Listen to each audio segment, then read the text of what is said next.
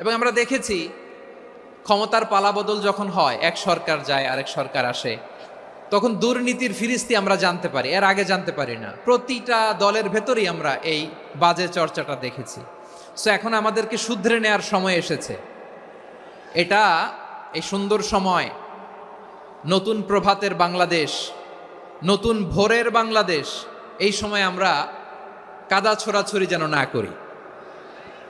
আমাদের শপথ নেয়ার সময় এসেছে। প্রতিটি দল, নিবন্ধিত 48টি, সবগুলো দলের এখন শপথ নেওয়া উচিত যে আমরা কোনোদিন আর চাঁদাবাজি করব না, টেন্ডারবাজি করব না, দখলবাজি করব না। আমরা সবসময় দেশের পক্ষে থাকব, সবসময় দেশের পক্ষে থাকব। সেই কথাগুলো ছিল ভেরি জেনারেল। যে কথাগুলো আমরা জেনারেলি বলি, এগুলো জেনারেলি আপনারা নেবেন। আমার রাজনীতিবিদ বন্ধুদের কাছে এটাই আমার কামনা। আর এই জাতীয় বার্তা যখন আমরা দেই,